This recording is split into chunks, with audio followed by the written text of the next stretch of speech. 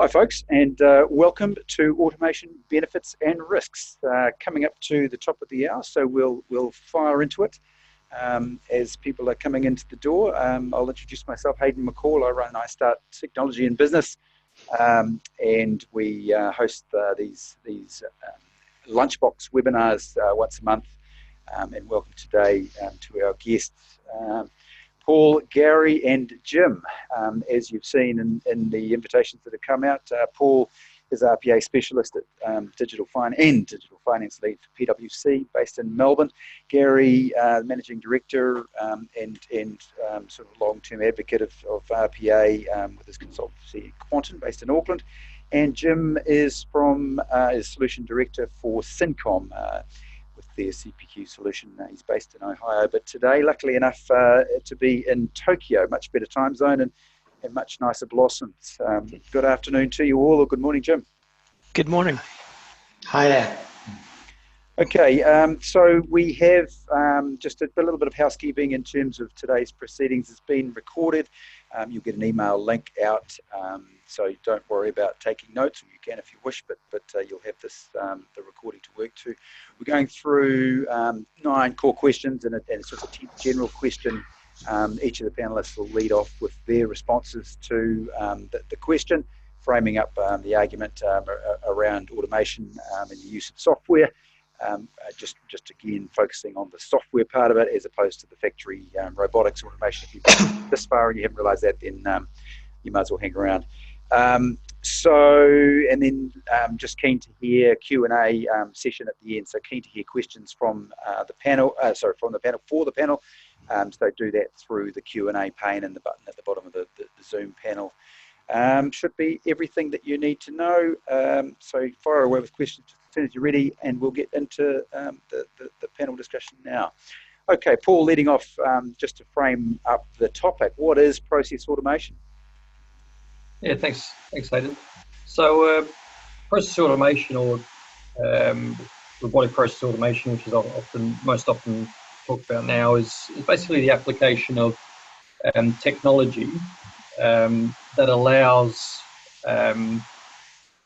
processes to be performed without heavy human interaction. So there's a number of softwares out there that are process automation softwares, and basically they are trained or coded, and they're able to undertake processes in the back office, for example, or in finance, and undertake those as a person would. So really importantly, they undertake processes the same way employees do. So they sit on top of existing systems, and they are trained to undertake the process as it's done today. So one of the reasons it's often termed robotic process automation is because the automation is done on processes basically replacing the human element of it. So the way a person undertakes a process, now the software undertakes that, so it's robotic, and hence the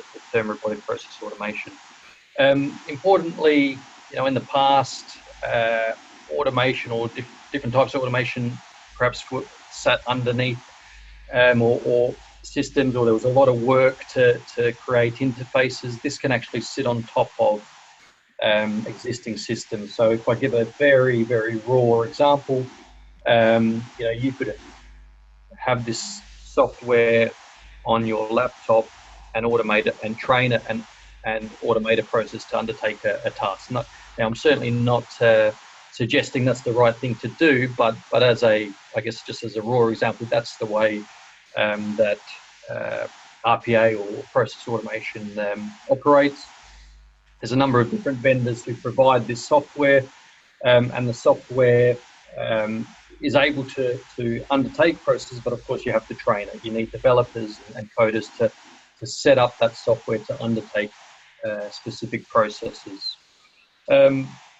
Why to some extent it alleviates you from having to ask the IT team to deliver you software, but at the same time there's a bit of technical implementation that's required. I guess we'll talk a bit to that today. Yeah, exactly. And then without kind of getting into too much of the benefits, which Jim will cover later. But where this really a lot of this came from was, in different functions, employers have seen the opportunities for improvement by automating or interfacing between different systems, and they've had the conversation with IT departments and perhaps the cost, the time to do this, and the cost, and even when this can occur has been too great. It's said, all right, we'll get to that in 12 months time. So it's kind of been parked, and this really came about as a way of quickly and I guess at a cost effectively being able to automate automate processes, and often the type of automation we may be talking about is having different systems talking to each other. So in some very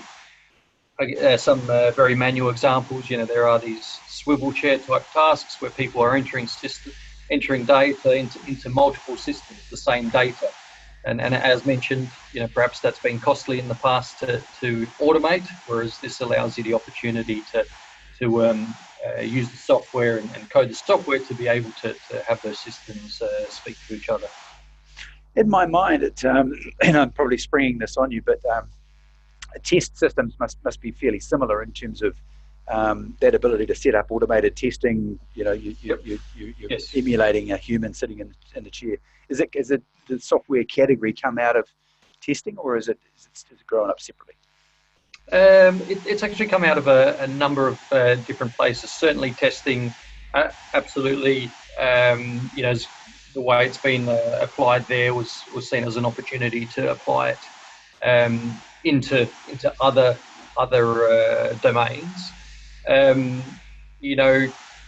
One of the software providers came from a banking background where there's a lot of very strong rule-based type checking, and people manually undertaking this task, and there was an opportunity to use automation that's built on rules to do that. So a number of different places. Certainly, yes, the IT testing's been compared to, but also just around the ability for business to move quickly with process improvements rather than having to navigate and work with IT, who already has had a large pipeline of projects that they wanted to undertake.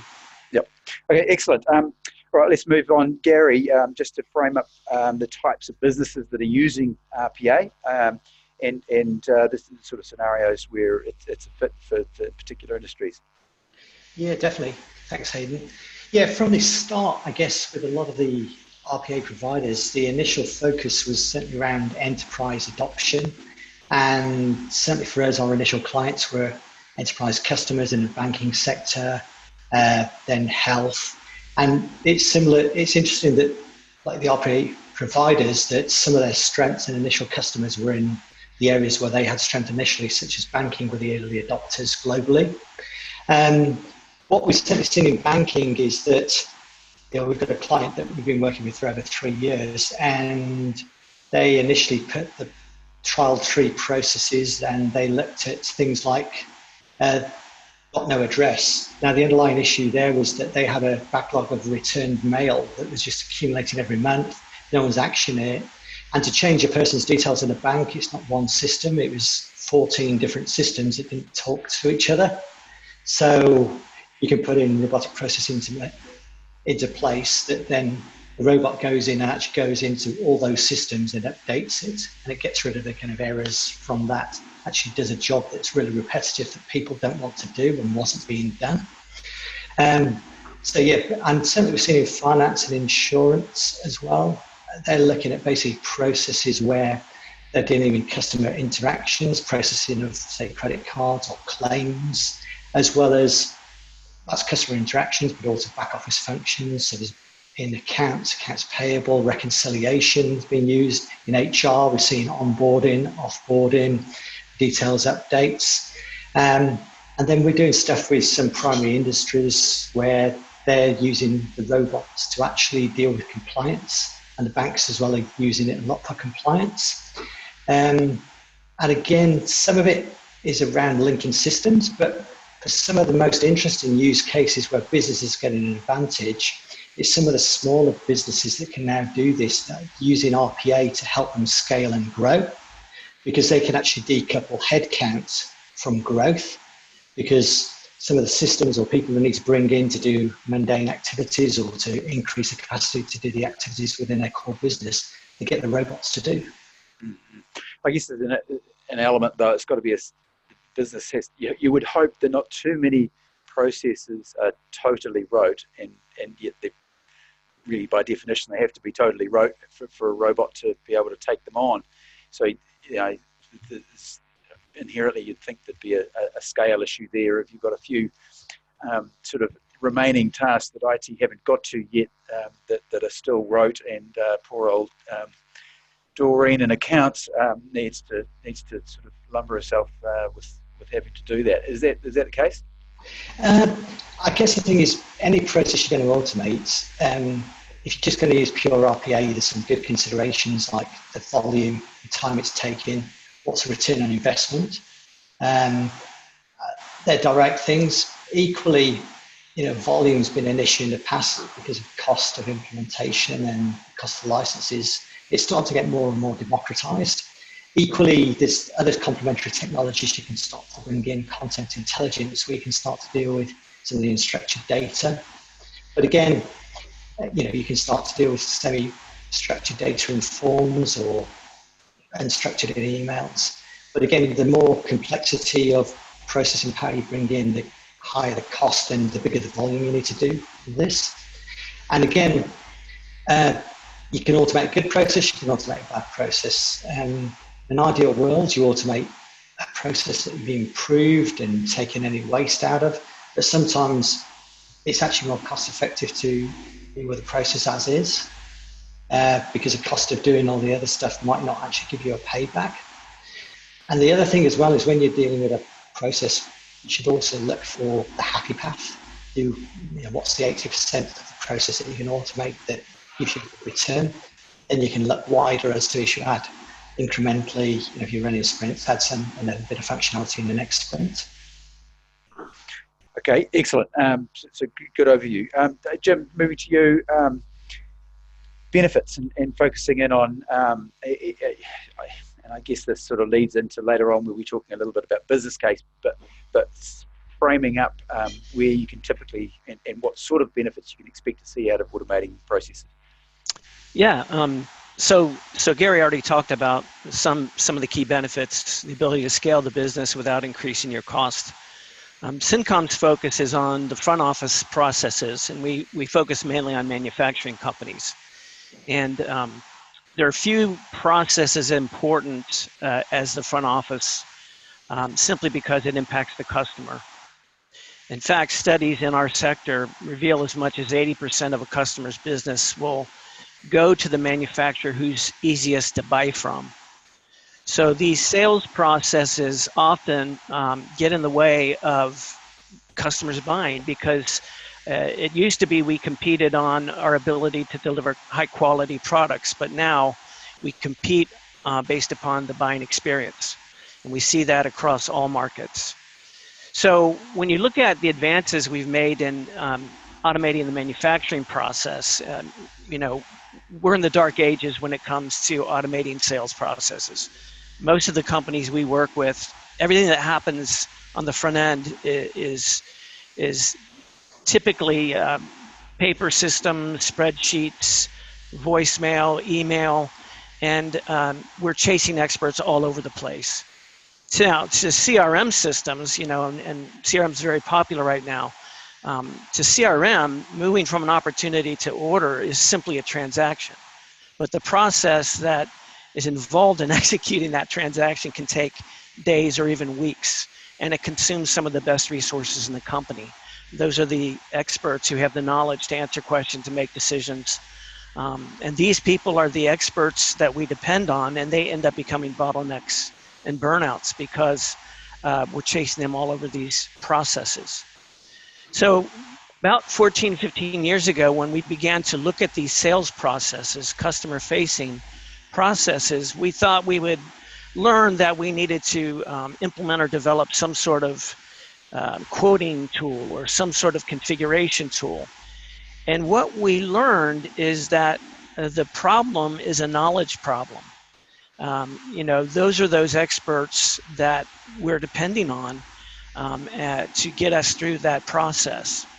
So for the last 15 years or so, we've been leveraging expert systems or cognitive robotics technology to help manufacturing companies transform the way that they're selling their industrial products.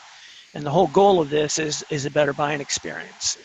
And the approach using this technology is now those very experts that we're chasing around, we empower them with technologies to automate the processes and the decision making and making that experience much better. I have a couple examples that I thought I might share, if that makes sense, of some of the benefits I've seen our customers achieve. One I call the prove it to me story, because I remember meeting with the president of an industrial manufacturing firm. They made fans, and they sold exclusively through resellers, dealers.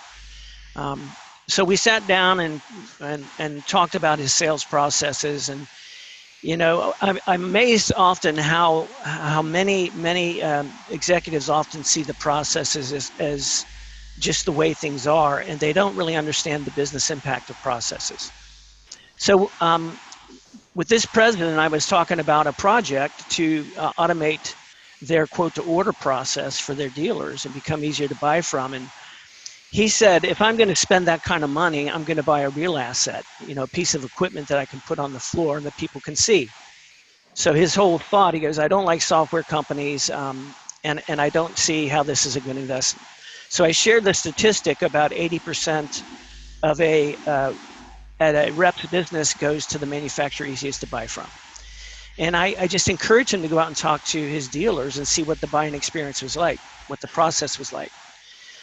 He came back and he had learned that they had lost many significant opportunities to win business with his biggest dealers, simply because they were too slow and there were too much paperwork involved in the process. So the good news is what they were able to do is automate that process using our rule-based technology and the interface that comes along with it. And they were able to reduce that quoting cycle from 2 days to 15 minutes. And they now dominate their market sector. They were able to scale their channel without having to add additional internal resources. Many of these companies depend on engineers to support these processes, and those people are very expensive and sometimes hard to keep, especially if you're burning them out. A second example is at the other end of complexity. It's Siemens, and this is a group within Siemens that manufacture large electrical motors.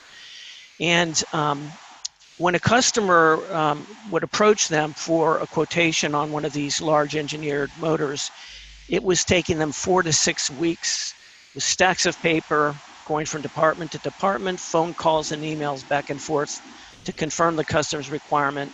And they consumed 5 full-time engineers just responding to quotes. And on top of that, unless they got a purchase order from the customer, they wouldn't even provide drawings in the certified design, which meant that they were very difficult to buy from. So what we did with Siemens is we began to map out, as we do with all our customers, map out the opportunity to order process. And what we looked for were barriers and obstacles in the process, and we defined metrics for what the impact of that barrier or obstacle was, either in terms of effectiveness, efficiency, revenue impact, or their ability to scale and grow. And we prioritized the project around quarters. So each quarter, we automated what would give us the biggest bang for the buck and what was something that could be accomplished in that time period. Well, the neat thing about it is that when we got done with the project in a little over a year, they had gone from 4 to 6 weeks to an hour to be able to quote this business, which was transformative. And I think the biggest thing that was a benefit to them as a business is their products are sold through a larger Siemens industrial automation group, hundreds of reps.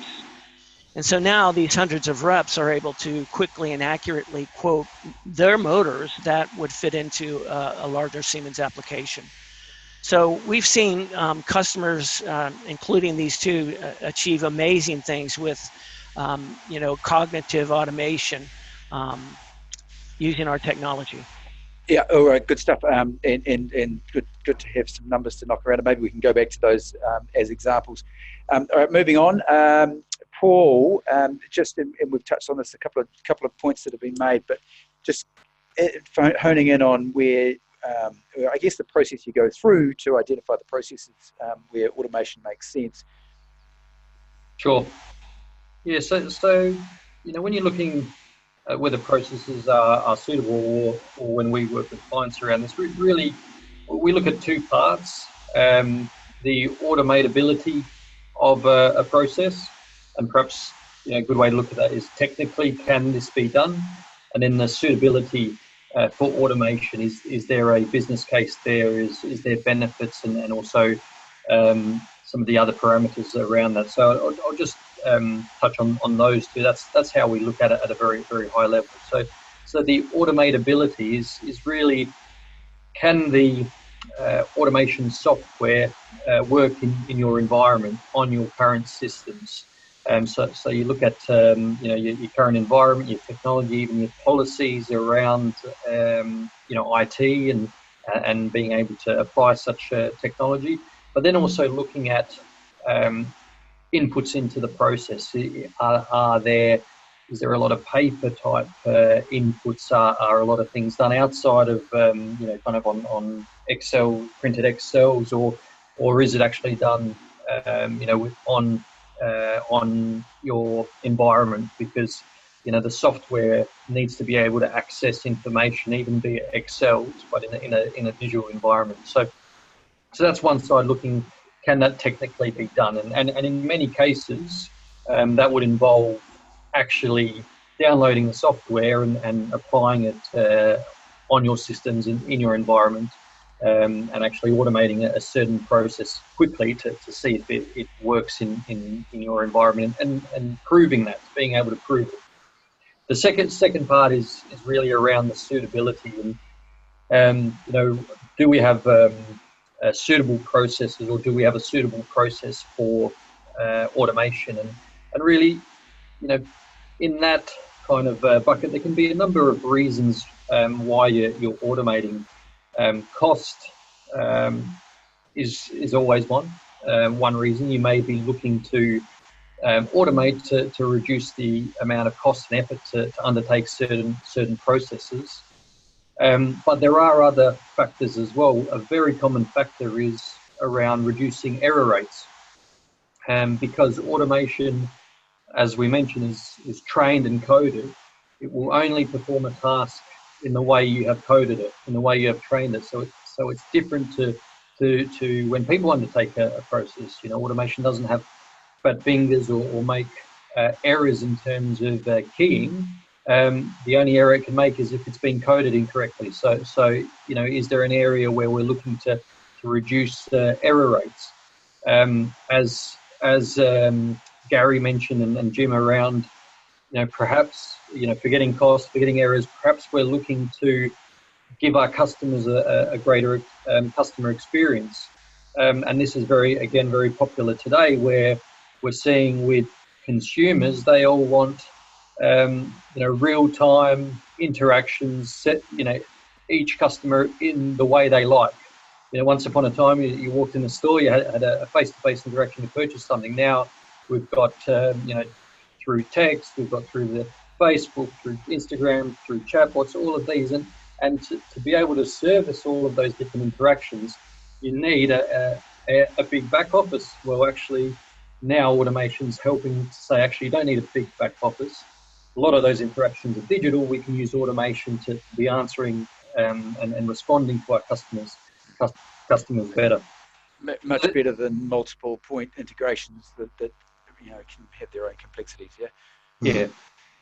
So they're really the two sides, and on that suitability one, I guess kind of when you do look at suitability, and have we got enough transactions that that in a certain way to make it worthwhile to do that process?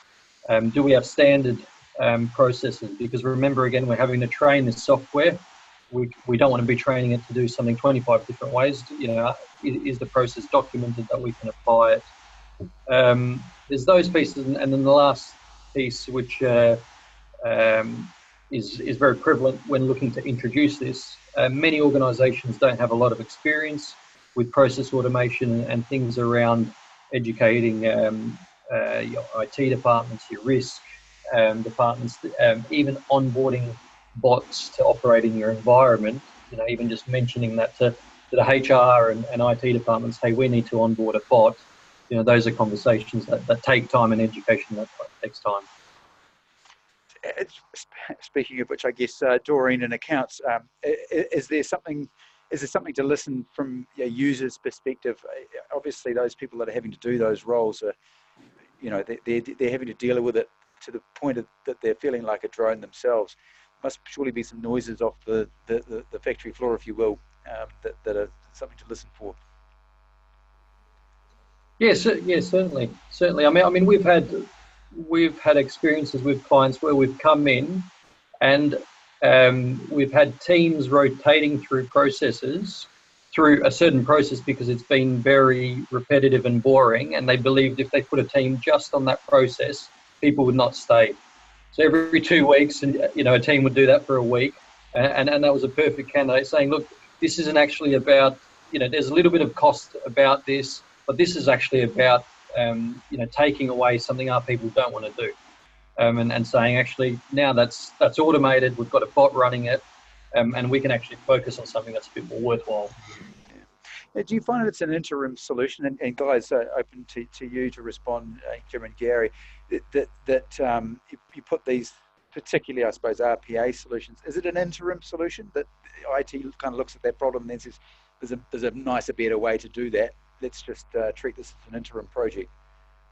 It's interesting because it depends on the organisation, because there's some processes you may do for 2 years before an upgrade's in place, but equally you've got the purists on one side that say APIs are the way ahead, we should do that, but then the business is going, I can't wait 5 years and I can't spend $20 million on it, so I need something now. And I guess it comes back to your approach of, if you put automation in, if you approach it tactically, it'll only be a tactical solution with a short life. If you're thinking strategically, certainly when we work with clients, we ask them, why are you automating? How does that fit with your strategy? What are you trying to achieve? And you've got to take that program approach, because if you do this right, it is transformational to the business. And that means you've got to run it like a program, and it's about outcomes. And so again, you're looking at how you conduct your business and where automation is right, where automation takes over tasks that are repetitive, or you're actually using automation to support people, or the customer experience, or the agility, or to deal with legislation or compliance, or productivity. And again, if you're scaling for growth, it becomes fundamental to your business of how you can grow and how you can achieve that. Just talking to the audience and a few late arrivals, the session has been recorded, so you'll get a link to that tomorrow.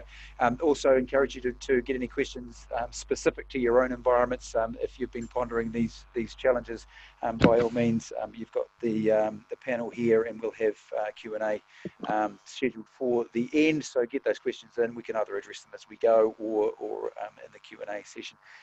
Just one thing that we included within the registration was around paper-based processes, and probably because in my own mind I was wondering, is this something that applies in a paper-based environment? Obviously you've got a different set of physical things to overcome, but is RPA something that plugs into a scanning OCR type process to make it ultimate efficiency rather than sort of half-potched efficiency, if you will? Who am I addressing that to? Jim. Oh, we've lost audio. We have a rule-based approach, so we do not leverage. Typically, we're not leveraging scanner technology. We're that, and I know that some RPA products provide some integrations with that. I see where that would be very useful would be companies that are responding to, let's say, a bid process, something like that, where they're selling a solution that meets certain requirements. And that is an extremely time-consuming process. So if your business is bid-based or requirement-based, and those requirements don't come in to the business fully structured, I can see technology like that being very useful, very important. Paul, what's your perspective? Yeah, I think RPA works best on structured digital data. And unfortunately, we don't live in that type of a world where we just have structured digital data. And really the power of RPA is when you start to connect it with other softwares or other capabilities or technologies, be it scanners, handwriting recognition, these types of softwares. That's where some of the power starts to come with RPA. And really important to understand that those technologies are developing fast. So, a few years ago, looking at handwriting recognition, rates weren't as that high, and now they're getting higher and higher. So you start to connect, these pieces of software where it's not just we're running an RPA program, we're now running an automation program. That's where that you start to see some of the wider benefits.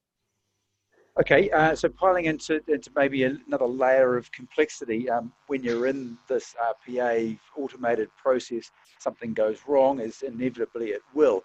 And this probably comes down to process design and some of the specifics that you put in place when you're implementing RPA. But how does it work? Can you run us through it, Garry? Yeah, definitely. There's a couple of angles to this. The first one is obviously how you design your process. So there's obviously exceptions to the process that you run. And so before you actually build your automation, there is a capture process of what is the end-to-end process that you're automating, what is the happy path, and what are the exceptions that you have. So for example, if a happy path is 80% of the core process will run along, you'll get 20% exceptions that are outside of that. Now within that 20%, you may have a number of variations. Some of them you may well want to automate, it makes sense. Some of them happen so infrequently, it's economically not viable to automate them. You'll have them as a manually handled process. So very much when you design your process, you think about exceptions from the beginning. And that's why it's quite interesting when you're dealing with businesses, how mature is that business? How are its processes? Are they mature? Are they captured? Are there lots of variety in processes? Because again, if there's a wide range of how the process is done, it may be that process isn't mature enough and there needs to be a standardization and process improvement undertaken before you automate it. Equally, some processes will be to a level that you can automate and should. And when you've automated them, if you get the happy path running first, and then exceptions will be flagged. Now, some of those exceptions you can handle with the automation. It'll have business rules around that. Others you will actually revert to a person. And that's part of also the change you've got to think about, that when you automate a process, if you're taking away 80% of the tasks from that area, but there's still going to be a percentage that are handled by people. So the good thing is those exceptions are probably more demanding than the routine, mundane work that you're doing. But you need to factor in how you do that, and you integrate an automated robot workforce with a human workforce. Interestingly, we've had some examples where with businesses have maybe had 5 people in an area handling a volume of processes. Maybe they could handle 1,000 processes a day. And with the exception handling, they thought, oh, they now have to handle 200. What then happened was that the processing ability of the robots was 5 times what they were doing before. So suddenly that area could do 5 times the volume. And what they ended up doing was they said, actually, we'll use the same number of staff, but actually we can have a better KPI and customer response to what's happening, and actually use the staff in that area to deal with those 20% exceptions. Okay, and maybe we can head into the next question, because I think it's pretty closely related, and obviously a lot of noise in the market around AI and machine learning, and probably I think this is the crux of where the opportunity is, that exceptions are occurring. We all accept that they're painful, and we don't want to deal with them. It would be really great if the machine could learn to fix those silly exceptions itself. How feasible is that really, and is this going on? Is it part of RPA software? Is it a wider picture? Do you have to go out to Dr. Watson? What's the reality of what you guys are seeing in the market? Paul, lead this one off. Yeah, I mean AI and machine learning is a massive field to cover, but it certainly is happening. So I mean, going back, we said RPA is very much around rules-based processes. So you know, we write the rules and it executes on those. But we know that exceptions do happen, or you know, we get information that's not always within the rules, and that's where machine learning and AI come in, and really, you know, if we kind of simplify it down, you know, machine learning, you know, very much works on patterns, you know, building an algorithm based on patterns of how, in this example, exceptions have been handled in the past, and kind of taking that data, so it uses the data, taking that data and building a model to understand that. So if we look at an example, if an exception came in, and you know, it would look at how has this been handled in the past. If that data or information doesn't exist, a user may you know, undertake that and complete that transaction, and through machine learning, it basically learns based on how that transaction has been completed. Now, there are different types of AI and machine learning. Machine learning, those examples I've given are when you've defined an output you want. So you want something processed in a certain way. There is also kind of machine learning where you just allow the machine to access the data and the patterns, and don't define what the outcome is, and it gives you some insights, and perhaps that's more in the customer space where it starts to give you some insights. So that's how machine learning connects very closely with the work you're doing, and then, as I mentioned earlier about using some other technologies, you know, some of them have some foundation in AI, be it, you know, handwriting recognition, voice recognition, some chat bots which are able to respond based on information you've provided, computer vision where the computer's able to look at you know, screen and different pictures and take information from those, and also natural language processing, which is very relevant, which is, you know, not computer language, but the software, or a software being able to understand language and even the sentiment around certain types of language, be it in emails, and process those. So again, it's around you know, connecting that together with automation, because, you know, whatever is understood from either handwriting or voice or natural language processing, then usually you want something to be done to be processed. Okay, guys, any other insights on this point? Jim, Garry? Paul did a good job of going over that. I think coming back to earlier is that if you look at robotic process automation, it deals with structured information. So it needs digital triggers. And again, this is where, as mentioned, some of the scanning technologies and machine learning can be used to handle unstructured data to feed a process and trigger it. And the other bit is, as well, is that you've got the ability to structure data information and manipulate it and use it. The decisioning as well is that, and that's where you get the kind of cognitive part of AI, is that you can use that technology to do decisioning, but actually you've got to be very careful where you use that, because you need to know for something, certainly in banking, decisions on loans, for the regulator requires that people have got to, if they ask why they've not got a loan, they've got to be able to be told why they didn't get it. So if you use some of these technologies in those areas, you've got to be able to say and describe how that was made. And sometimes some of the cognitive technologies, they're a black box. You know how it's trained, but you don't know how it came up with the decision. So you can be very careful in where you deploy it. It seems that's about where we're at with the technology, right? I mean, it's a recurring theme in terms of regulatory oversight and the ability to explain in plain English what the algorithm does. I've got one thing to add, Hayden. I think both Garry and Paul covered this real well, but we are a rule-based technology as well, and we know RPA depends on structured data and rules, but those rules can be derived based on AI. AI gives you insights. So that was a great example Garry used in terms of in the financial side. You have to have very clear documentation of the process by which you arrive at a recommendation or decision.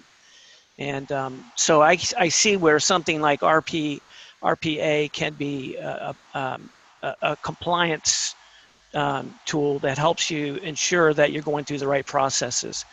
We in the manufacturing space, we've seen on the support side where customers have used AI to help in diagnosing a problem, but the orchestration of how do you resolve the problem is something that falls more in line with RPA and structured knowledge. Okay, well, good stuff, guys. All right, moving on to the next one, and to an extent we've talked about this, but maybe just drill into a little bit more, if I can just flick that over. Jim, your perspective in terms of the interim solution. I'm not sure there's a lot in this, but I think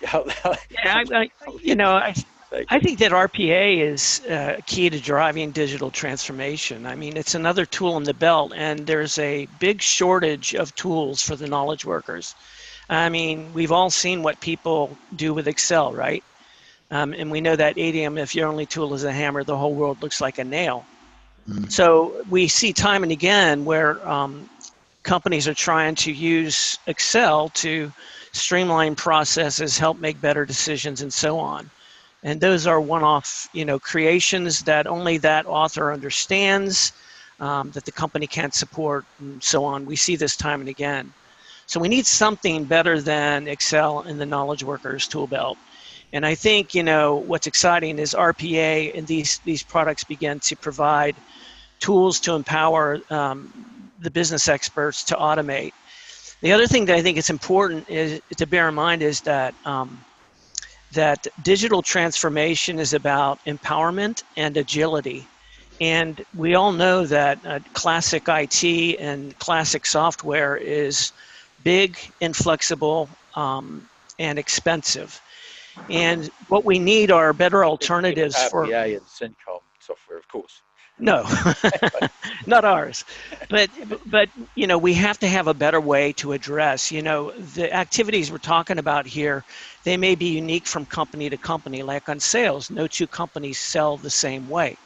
So what you sell and how you sell it creates your competitive advantage. You need technologies that these people who we are chasing around the front office, we need technologies to enable them to automate it. So, one of the things that comes up sometimes when we engage with a company and we talk about scaling and reducing cost and effort, this idea of job security sometimes pops up. But part of the transformation is that people who are experts in a process now have to become process owners. And the next step with RPA is that process owners become process automators. And a good example, a few years ago, I was at a major call center for a computer manufacturer, and we were looking into call escalation. And they had hundreds of agents, really good tools on the desktop. And so I was just listening in on the calls. And what I discovered at the end of the day is that most of the escalations that occurred were not because they couldn't diagnose what the issue was with the customer's computer. Most of the issues were around decisions on how to make it right for the customer. Do we send them a part? Do we send them a new computer? those kinds of decisions. So what they needed is something to help the call center agents to be empowered to make the right decisions. And this, I think, is the next big wave, is the integration of rule-based technologies, AI technologies, with automation. What's interesting is I talked to the guy who ran the call center, and he said that the call center agents had developed more than 100 spreadsheet and scripting tools on their own to help them do their jobs. But again, those were not scalable. They weren't things that they could share. They're individual tools. So what that tells me is that if we can provide a knowledge-based tool set to empower the business users, we're going to see these guys are going to jump at the chance to improve their quality of life and the quality of the processes. And in the end, it's going to make them a lot more agile and make their customers a lot happier. Yeah, they did right. Just audience coming up to the end of the session. So if you've got questions for your own environment or anything specific you want to address to these guys, then fire them in the Q&A button at the bottom. Get them in there. Okay, over to you, Garry, in terms of structuring organisationally around automation of roles where people are affected and the robots take over. Yeah, thanks, Hayden. Yeah, when you look at putting automation in, you've got to look at it as a program, and it's going to be transformational if you to get the real benefit. So you've got to run it like a program. You need good governance, with representation from the business area, IT, HR, the change management that is required around that. What's the current state? What's the future state? And how are you going to transition along that? Now, if you put one process in to an area, it will have an impact. But if you put 10, 20 processes into a business unit, it's going to have a profound change. So again, you've got to look at what's the scale of change you're going to put in and tailor the program around that. Now, if you're at an enterprise level transformation, you're going to end up with someone that's a head of robotics, you're going to have an exec sponsor, you're going to have a design authority around this, you're going to have automation developers, automation analysts, and then you're going to have a robot controller that's going to run it in steady state. And again, you can look at the kind of how you're going to run that DevOps piece of build a pipeline of processes, prioritize, use the governance structure to put the right priority in place, automate the right things, get the right business outcomes, manage the benefits realization. And that's the kind of the development side, as well as then when it goes into the operations side, the change management that's required in that business unit so they can extract the benefit and get the kind of business advantage.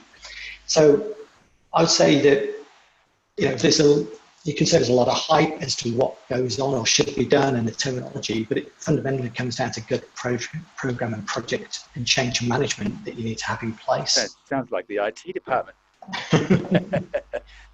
It's bound to create some more barriers to getting this stuff in. The benefits pay for it, right? Yeah. I mean, you're not going to do it unless you're going to get some benefits, are you? So. And I think back to Jim's point is there's process owners. You've got people within the business that know this process inside out. So they become the experts. They become the process implementers. And that's probably a key point. Yeah. I think the fundamental thing that is different with RPA is that most of these programs are driven and owned by the business, not IT. IT have a supporting role in providing the infrastructure, good governance around it, but it's the business that's really driving because they're addressing problems that have been not addressed for many years with the big system implementations. Is it, just help me out here with what an RPA tool looks like for a user training it, the usual operator that sits and runs that process. Are they literally sitting there, I open this email, this file is attached, I save it to this drive, I open it, I go to this field and I extract that information. Is it literally as analog as that, if you like? Do you want to answer?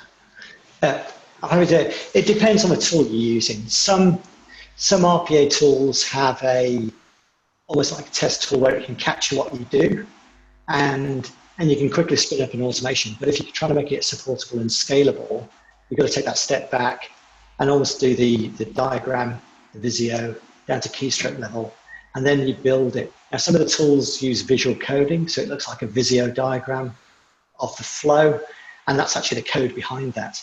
But the real advantage of if you do this right is that you leverage the tool. So some of the tools are enterprise scalable, which means you create an object that does a specific function, and you've got building blocks you pull together. If there's any changes to the underlying system, it's only the object that changes, not the whole process. So it's maintainable. And you've got to think whole cost of ownership. If it's really quick to get in, likelihood is that you're going to pay the price in maintenance. If you invest a bit of time up front getting it right, you reap the benefits in maintenance. Sorry, explain that. You're talking about in whole life cycle. If you invest the time up front to design it right, and you build it with reusable components, you use queuing, perhaps so you can put multiple robots to deal with spikes of demand. When it comes to the real world, that processes ultimately change, systems ultimately change, you can deal with those changes really quickly and cost effectively. Okay. If you don't, you're into a complete rebuild.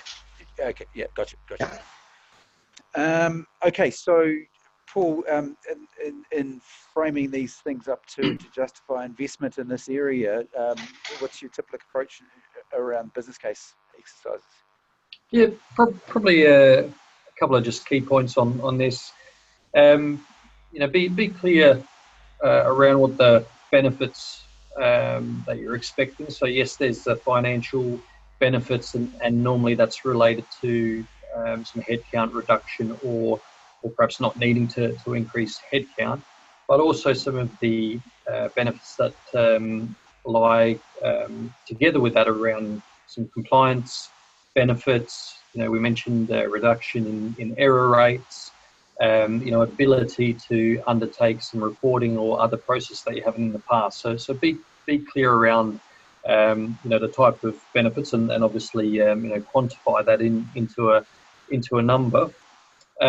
Also, in your business case, do reference other organisations who are doing this already and have progressed this quite far. Sometimes when you have the RPA conversation, it can seem a little bit out there, space age, not for us. It's probably 3 years down the track until you start to kind of make it very clear that many organisations, or probably in my world, most organisations are moving down this path. And then the final one I would really recommend is, when you do a business case, actually, undertake a proof of concept, or, even be able to demonstrate this working on your own systems. It really isn't hard to demonstrate a happy path process, and the effect that that has on sponsors and committees when you're able to demonstrate on your company's process, on your company's system, RPA working. Is much bigger than kind of a few slides or a document business case. We've done that, and we always hear that the demo video went viral when it went around the organisation. People came back, said, "I want one," or how do we progress this? So I would definitely say doing that, and we do that now, not only with RPA, but some of those tools I mentioned earlier around handwriting recognition. You can send documents to a vendor and they'll come back to you and say, "Yep, we ran them and got 98% recognition." All of these things bring your business case to life and say, "Hey, actually, look, here's a demonstration of how this works." Because as we've mentioned before, this is a much more agile, much more faster technology. It's not an ERP system where it might be harder to demonstrate that. You should certainly do that to support your business case. And I mentioned kind of a proof of concept. In fact, many organisations have moved, when they're doing a business case like this, beyond the proof of concept. The concept is proven. They're moving to proof of value. How can we demonstrate some value immediately as part of our business case with this technology? Garry, Jim, any other perspectives you've seen with clients on approaches that they've taken?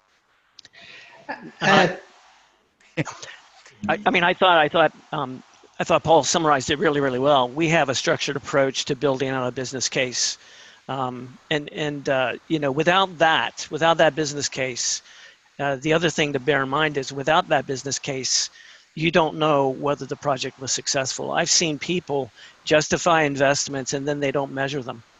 So, this should be a continuous improvement thing, and that those metrics are not only important to win the business or to initiate the project, but they should be a way of measuring the effectiveness of the process.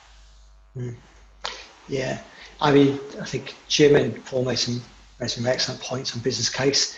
What we've found is that all those are valid. The one thing to know is, how does your organization recognize value, and how do they quantify it?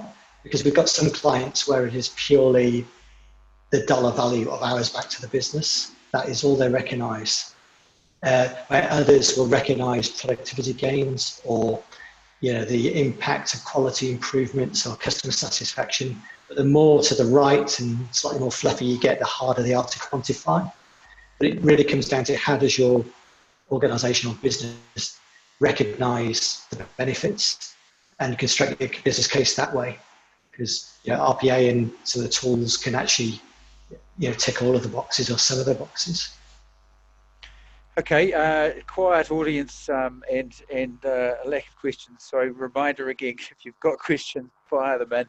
I'll just go to you all just to share things that lessons you've learned along the way, and advice that you would give to anyone embarking on a project, how to frame this up. From the top, Garry. Definitely the question is why. Why are you doing this? How does it fit with what your company is trying to achieve, its strategy? That's fundamental. And then make sure you've got the sponsor at the right level, and I'm going to take it from there. There's all the other, I'm sure everyone else has got other points to add. So. Yeah, good stuff, Jim. Yeah, I think one of the lessons that I've learned is scope the project right, and also make sure that you have the right person running it. So often the people that you need to be successful with these projects are the ones that are too busy to take a project. So you need to create breathing room. And one of the ways that you do that is you start with small scope based on the priority of the business metrics. And you look at it as a process that will change over time. Creating one grand project is not a good way to approach these initiatives. Good stuff. And Paul, last word. I would say invest the time in educating the organisation about RPA and automation. Don't underestimate how much change and learning is required for the organisation. All right, excellent, guys. Thank you very much for all of your responses. Audience Q&A, having not provided anything through the session, I'm not sure if there are any out there, but please fire. You have got a little bit of time. I will push into thanking our sponsor, Syncom, today. Jim obviously sits with Syncom in the States, but they also have a Sydney, where the local operation for ANZ is run out of there. And they have a product called CPQ, Configure Price Quote, as Jim talked a little bit about today. Process automation and that creation of sales proposals, essentially, is how I think about it. And it integrates very nicely within the Microsoft Dynamics suite, but also integrated with other CRM solutions, either in the cloud or on premise. Get in touch with them. Contact details on the screen there. They'll be in touch with you after the event as well. So if you've got anything specific, and actually if I set it up right, I think you'll get taken to a CPQ page after you leave the webinar. They've also got a control ERP solution for manufacturers, and also Priority ERP is a smaller ERP solution for the SME market. So yeah, take a look at what their offerings are. And before you leave, you'll have another window. A couple of windows will be popping up all over the place. This will be one of them. Please provide feedback on today's webinar. Thoughts, feelings, comments, all appreciated in terms of us steering these events to topics that you want to hear of. So that brings us to a close. Thank you very much, gentlemen, for your time and contribution today. And Thank you. I'll bring things to a close. Okay. Thanks, Hayden. Thanks, guys. Thanks, guys. Thank you, audience. I'll shut things down now. Cheers.